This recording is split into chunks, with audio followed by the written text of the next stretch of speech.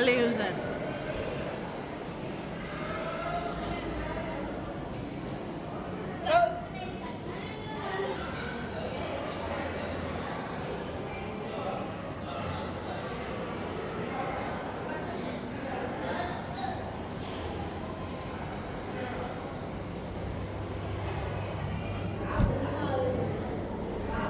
चल रहे हैं, चल रहे दबा।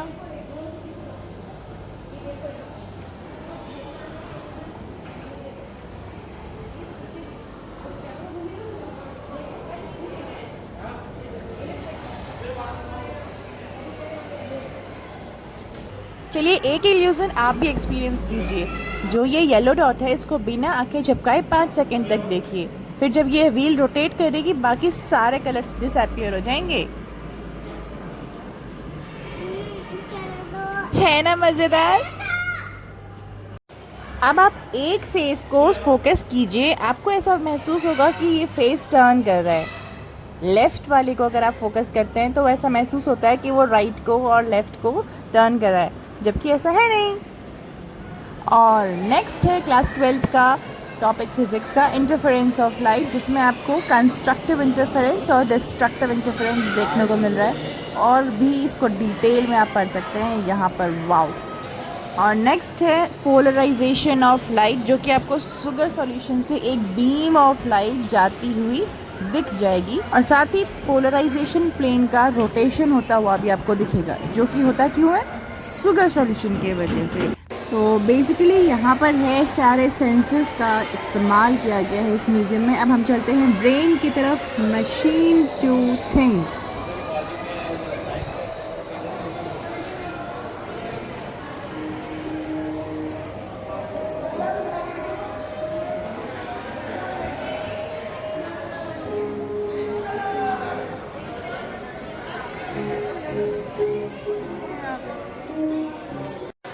तो ये वाला डिपार्टमेंट डिजिटली इक्विप्ड है। यहाँ पर आपको देखने को मिल रहा है एक आर्टिफिशियल एक्वेरियम, जो कि वाटर जैसा आपको फील होगा, लेकिन इसमें वाटर है नहीं। और यहाँ पर है रिमोट सेंसर्स की बहुत सारी मशीन्स, जैसे कि आपको आपकी खुद की बॉडी वर्चुअली देखने को मिल जाती है। ऐसा लगता है कि आप स्क्रीन पर खड़े हैं। और रिमोट सेंसिंग का एक और एग्जांपल मैं आपको दिखाती हूँ, और वो है, अब आपको रिमोट सेंसिंग का एक नेक्स्ट लेवल का एग्जांपल दिखाती हूँ। ये एक रियलिस्टिक इकोसिस्टम है जिसको मटेरियल सरफेस के ऊपर प्रोजेक्ट किया गया है। इसकी सबसे अच्छी चीज़ ये है कि ये डेप्थ के बेसिस पर एक वर्चुअल मैप आपको दिखा देता है स्क्रीन पर।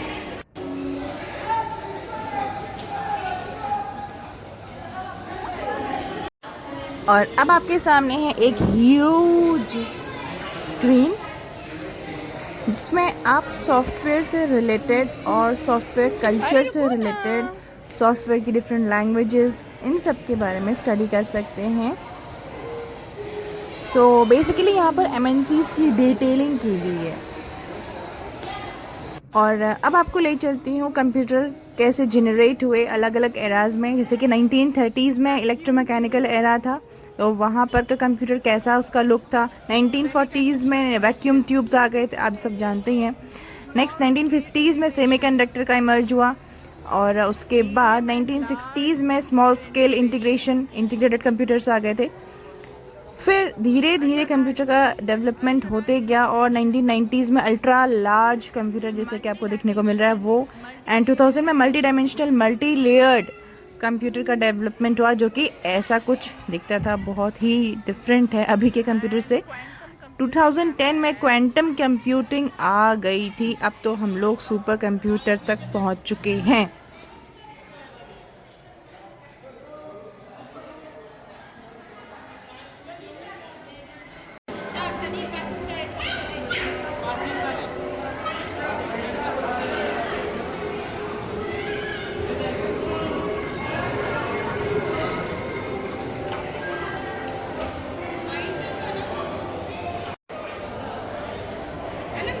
नया मैजिक ये है चेंजिंग कलर्स। अभी आपको स्क्रीन पर कोई कलर नहीं दिख रहे हैं, हल्का फुल्का एक डायग्राम दिख रहा है। अब आप स्क्रीन से देखिए, सॉरी इस मिरर से देखेंगे जब आप, तब आपको दिखेगा कि कौन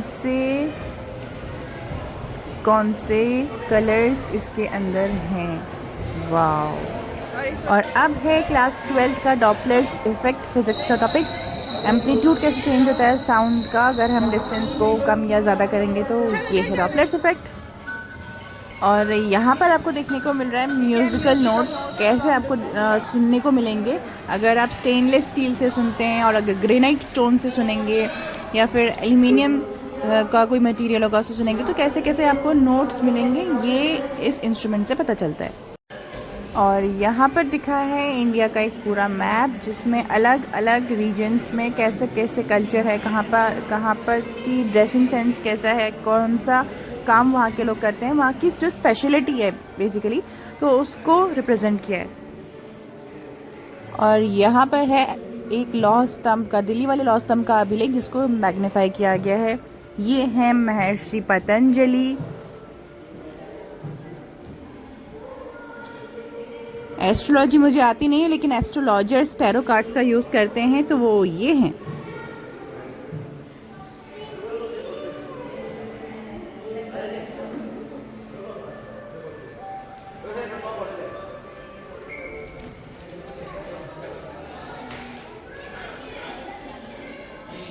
और अब है आपके सामने हमारी प्राचीन हड़प्पा सभ्यता वाली भाषा, इंडस वाले सिविलाइजेशन की लैंग्वेज है। हमारी लैंग्वेज से बिल्कुल डिफरेंट, हमें कुछ भी समझ में नहीं आ पा रहा है। इंडस वैली के बाद आए थे बुद्धा एंड जैनिज्म का ओरिजिन हुआ था। तो यहाँ पर है आपके सामने बुद्ध लिपि, बौद्ध लिपि, और यहीं कहीं है कागज निर्मित, कागज से बनाया हुआ कागज निर्मित। जब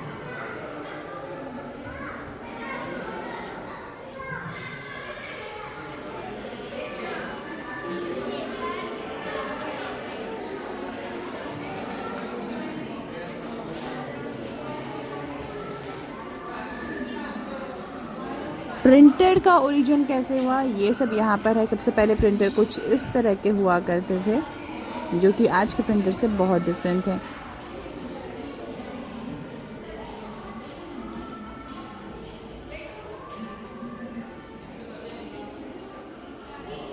ये है वो पर्सनालिटीज़ जिनको ज्ञानपीठ पुरस्कार और साहित्य अकादमी पुरस्कार मिला है, से नवाजा गया है। Firaq Gorakhpuri, KV. पुत्तप्पा, T.S.. Bandyopadhyay.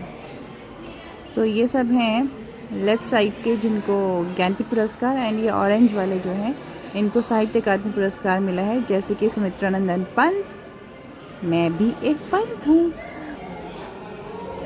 VS. कंदेलकर, BK. Bhattacharya.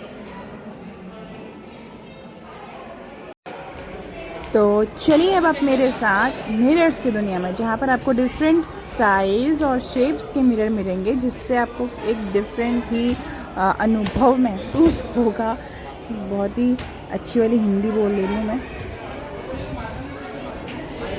तो बेसिकली यहाँ पर कॉन्वेक्स मिरर, कॉनकेव मिरर को कुछ इस तरह से डिज़ाइन किया गया है जिससे बहुत ही मस्त वाला फ़न क्रिएट किया जा सकता है। जैसे कि अब आपको दिखाती हूँ ये वाला।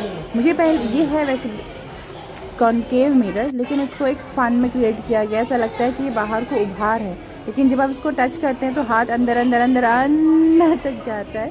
बड़ा मज़ा आया।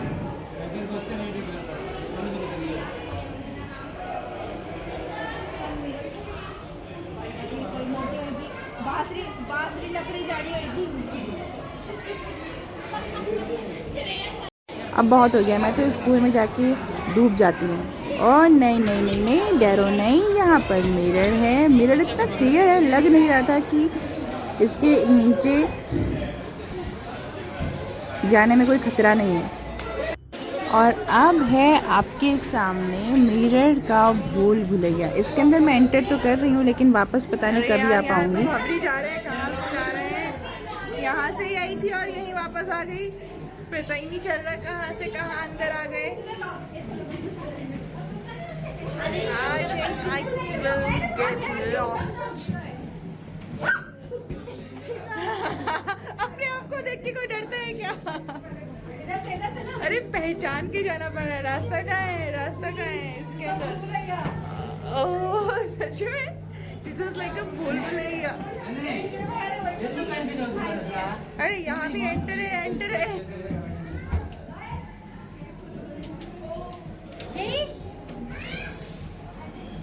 इधर आ गए हम, बाहर आ गए। अरे मुझे बाहर नहीं आना है, मुझे एक चक्कर और काटना है इसके।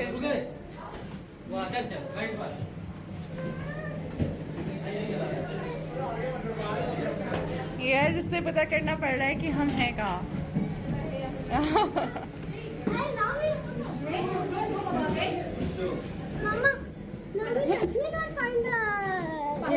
You don't go. You have to go this way only. The exit is this way only. Come.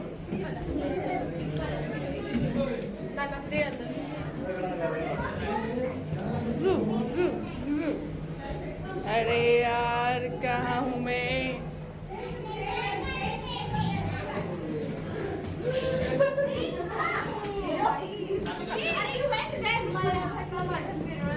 I'm not getting my way to exit. हो गया. उससे नहीं खाओ. चल. Thank God. मानो आपकी बॉडी कहाँ गई? अच्छा इधर भी आ सकते हैं। हमें यहाँ कुछ कह रही है बता भी छवि के लिए दो हवाई जहाज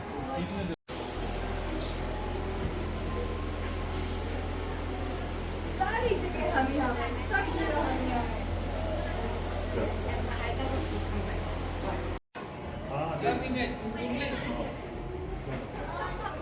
अच्छा ये तो रावण है वैसे।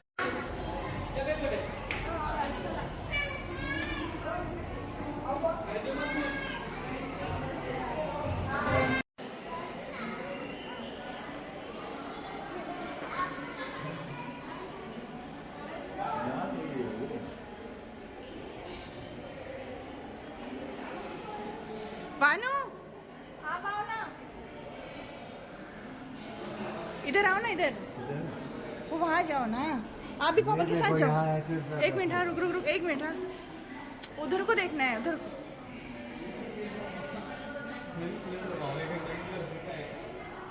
अब बैक हो।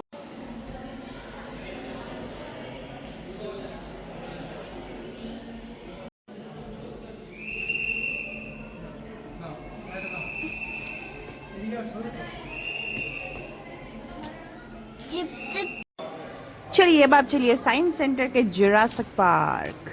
यहाँ पर आपको मैं ज़रूर ये महसूस करवा दूँगी कि आप रियल जुरासिक पार्क में आए हैं, क्योंकि एनिमल्स की एग्जैक्ट वही साउंड्स भी यहाँ पर आती हैं।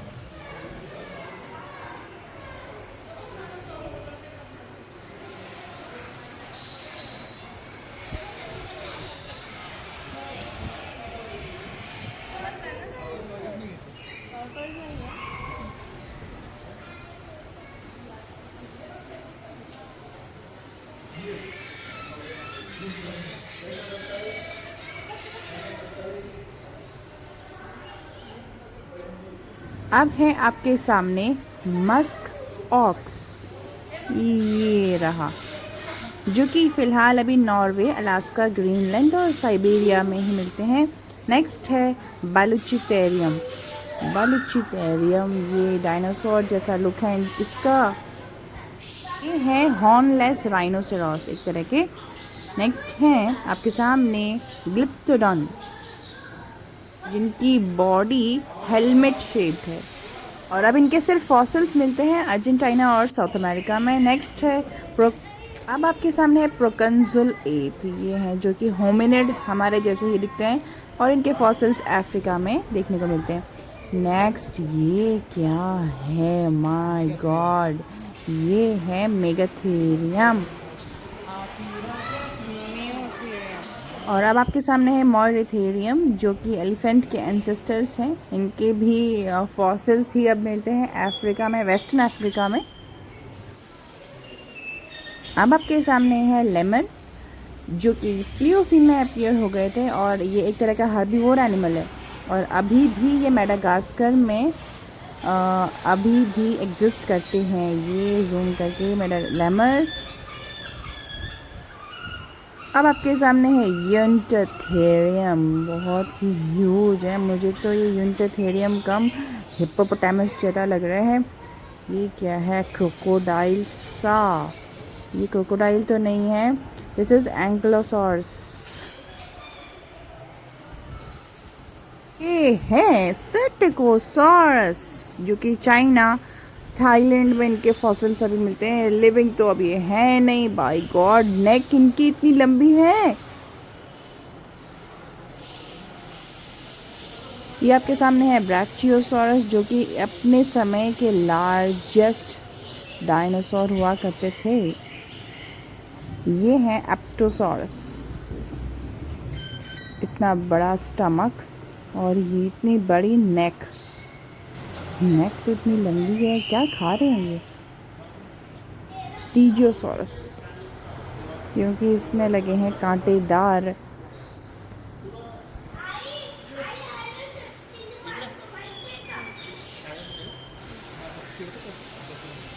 और ये है अब आपके सामने साइनोग्नाथस। हाँ, आगे के दांत। आर्कियोप्टेरिक्स के बारे में तो आप सबने जानते ही होंगे, जो कि बर्ड एंड रेप्टाइल का कनेक्टिंग लिंक है। मतलब कि इसकी बॉडी कुछ बर्ड जैसी है एंड कुछ रेप्टाइल जैसी। आर्कियोप्टेरिक्स। Next is डायमेट्रोडॉन।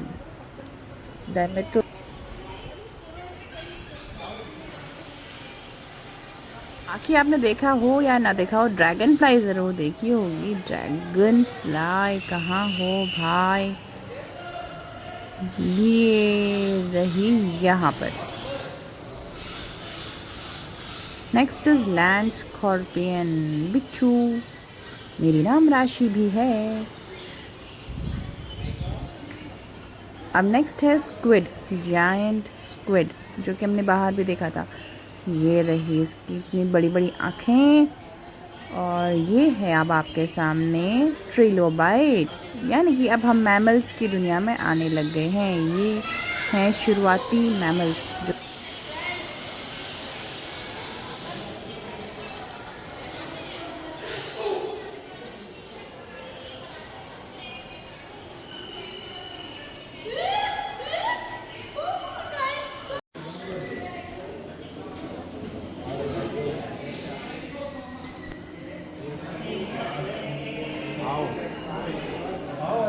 मीनू यहाँ से आना है, चलो। Charles Darwin, voice of Beagle, natural selection theory दी थी चार्ल्स डार्विन। यहाँ पर प्रोजेक्ट्स हैं इवोल्यूशन से रिलेटेड, लाइक कॉस्मिक इवोल्यूशन कैसे हुआ था, सोलर सिस्टम कैसे इवॉल्व हुआ है, अर्थ का जनरेशन कैसे हुआ, अर्थ कैसे बनी। चलो चलो तो चलो, वापस हो गया। इस वक्त बज रहे हैं रात के 6:30 और हम लोग नेहरू साइंस सेंटर से वापस आ गए हैं। और इस वक्त हम लोग आए हैं पिक्सबे मॉल। यहाँ की खूबसूरती आपको दिखाती हूँ।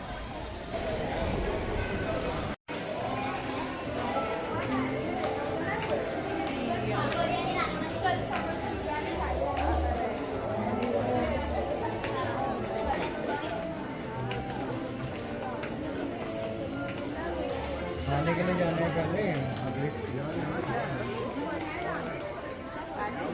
वाकई यहाँ बहुत हलचल है आज क्रिसमस।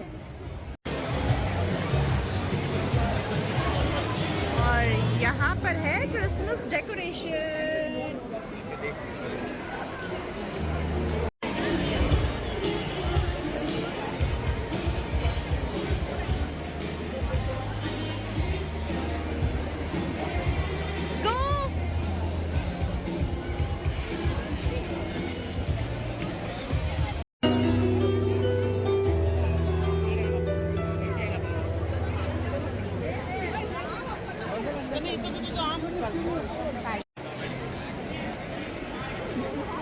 लाइव बजा रहे हैं, लाइव म्यूजिक बजा रहे हैं।